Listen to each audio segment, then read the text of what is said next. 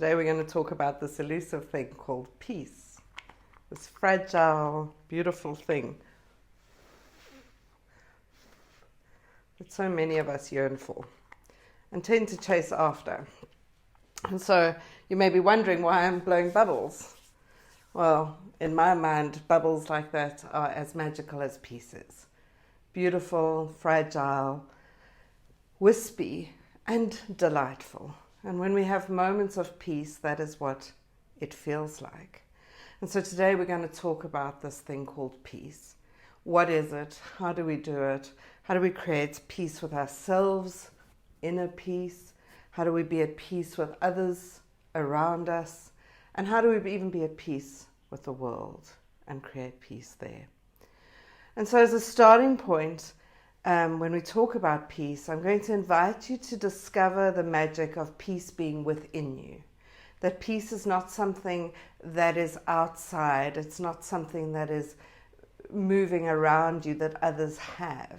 Peace is an experience that you create. Very much like the bubbles can't exist if I don't blow the air to them. Peace can't exist if you don't bring peace to things. And so owning I am a peacemaker, a peace creator, a being of peace is a starting point. When we think about peace, we need to first understand the opposite of peace is war. It's fight. It's resistance. I have yet to see in my life how war leads to peace. Whether that's war in the world or war in myself or war between people. We need to understand there is difference and there is conflict, but war is when we go into attacking, aggressively trying to change something. And that robs us of peace. So as we start to pull this apart a little bit, owning that I am a peacemaker and that the opposite of peace is war, let's start to explore what peace looks like inside of ourselves and how we can obtain it. Now, I'd love to be the person that tells you we can live in a constant state of peace. I guess if we allow ourselves enough of that, we could do that. But I think peace starts to become something we learn to choose and learn to work with and learn to cultivate and to create. And knowing when we're not at peace is an invitation to find peace. When we start with peace within ourselves, being at peace with ourselves, we need to start with embracing reality as it is. When I talk about the opposite of peace being fighting, war, when we're in a state of resistance, we don't want our life to be the way it is. We essentially go to war with our lives. When we don't like the way our body is. When I've recently had COVID, I don't like it. I go to war with myself when I'm sick because I disagree with that being the reality that I'm in. And it robs us of peace. Surrendering and accepting the reality as it is not giving up. It's the entry point to finding peace, to be able to resolve, approach, do what you need to do. So how do we embrace the things we don't like? How do we accept that which feels wrong? How do we own that which we don't understand? That brings us to the next point, which is about being in the present moment. There's a profound amount of power in peace. Because when we're at peace, we are far more creative in finding solutions to the challenges we may be facing.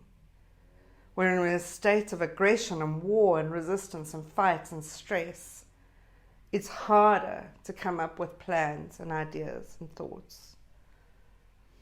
So to embrace reality as it is, we need to learn to be comfortable in the present moment.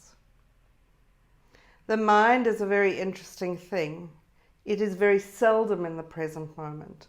The mind is continuously focusing on the past, the way things should have been, what I regret, what I haven't done, what didn't work, or even what did. the nostalgia of the good times. I wish I could go back. Life was great when I was this age. That is the work of the mind. The mind also goes into the future and has a profound amount of what-if strategies. What if this happens? What if that happens? What if we do this? What if we don't? And all of that can lead us in trying to control a future that no longer exists. But one of the things that I see happening the most, certainly for the people that I work with, is that peace is elusive when we're chasing after things. When we're chasing after a perfect version of ourselves or our life, that then I will be at peace. I call them the when-then strategies. When I have enough money in my bank account, then I'll be happy and at peace. When I have the perfect partner, when my children grow up, when we just meet this deadline, when we finish this system, when I do this, whatever it is, then I will be at peace. Now, there's nothing wrong with having goals and dreams, something you're working towards, but understanding you need to be at peace now to be able to think of the solutions to create that is possibly a new way of understanding it. Peace can only happen in the present moment. And that is why you see so much in the world that relates peace to mindfulness, meditation, presence, any of those sorts of things as presencing activities. You can go back to the mindfulness video that is part of this series if you'd like to check that out. Because there is a dynamic, there is a relationship between mindfulness and peace. The third part of being at peace with yourself is connection to your inner voice. We live our lives very much trying to please others. There's often multiple voices going on around us that is trying to tell us what we must do, should do. What's the next thing, how to be ourselves, how to do things. And there's nothing wrong with eliciting this information and wisdom. But when we're trying to please all of these things, or that robs us of the ability to choose for ourselves what is right for ourselves, then that is a great strategy of avoiding peace. Allowing yourself to receive the wisdom from outside sources, be it people you love or books or resources or whatever it is profound, provided you turn it into what does it mean for me and what do I choose to do with it. Connection to that internal voice, some call your intuition, some call your gut sense, but really knowing that only you know what's right for you. Only you hold the keys to your life. Only you can make the choices that serve you. And learning to balance this is a real challenge for many of us. So that's about being at peace with yourself. One of the challenges of living in the world is there are other people, and they have other opinions, and they have their own stuff going on. And so how do we be at peace with others? Whether it's others that we work with, whether it's others that are clients, whether others that are children, whether it's others that are, people that we don't even know, people on the internet. How do we be at peace with them? And we've used the symbol of the handshake.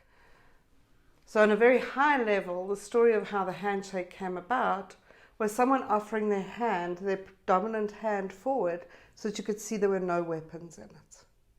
And then we can connect. There's nothing I'm offering you other than peace. And then I can shake your hand. I have no hidden guns.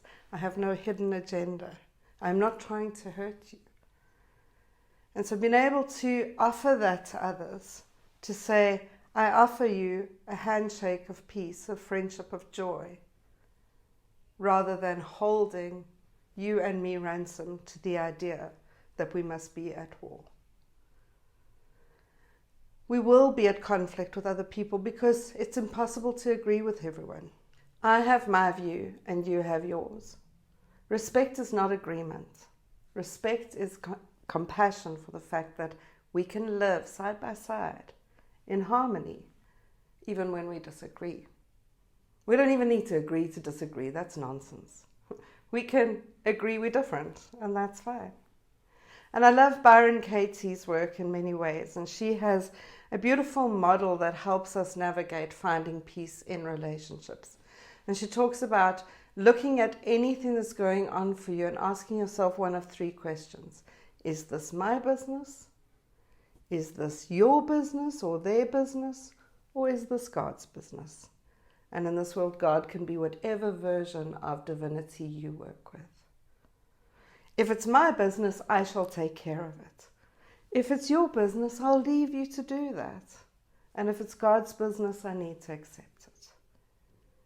Most of us spend an inordinate amount of time focusing on things that are not our business. We have no ability to act on them. So what is your business? Therein lies where you can take action. Other people's business, therein lies the gift of their presence in your life, whether that's a trigger or a comfort. And what is God's business? Well, at some point we need to accept we're not in control of everything. And so this is a way to start navigating peace with others. And finally, we get to world peace. And my children used to fight as children around certain things. And I'd say, if you want to fight about something, fight about how to create peace in the world. Which in itself is not useful. But how do we create peace in the world? How do we allow ourselves to be the true peacemaker? Most of us that want to create peace, we want to fight for the rights of those that are marginalized or minimalized. We need to use our voices to stand up for that which is not equal, not good for people. But fighting about it is not necessary. How do we engage in peace talks? How do we engage in bridge building conversations? Conversations where I can learn to see that you are different to me, but the same as me. A large part of the elusiveness of world peace is we don't see individuals, we see stereotypes. And so we judge a group of people. Being able to step into a place of, I don't understand what it's like to be that person. I don't know the story that created their world. I don't know enough about them to have an opinion of them. But I can live side by side with you, in community with you. In order to do this, you need to face your own fears, because anything that's too different is scary. And so most of our being at war with those we don't understand in the world is because we're scared. The last part of finding peace in the world, and these are big topics, is truly believing in an abundant world rather than a scarce world. Most of us believe that things are scarce, and there are some things that realistically we need to be able to share with each other. But sharing is the opposite of trying to compete and have more. And I'm talking about all the resources that exist in the world, be they money, be they water, be they oil, be they plants, be they love. I don't care which one we're talking about. How do we create and share rather than compete and own? And that is probably a topic that can take us into another video for another day. For today, go and get yourself some bubbles and blow some peace out in the world. The world needs a lot more smiles. Namaste.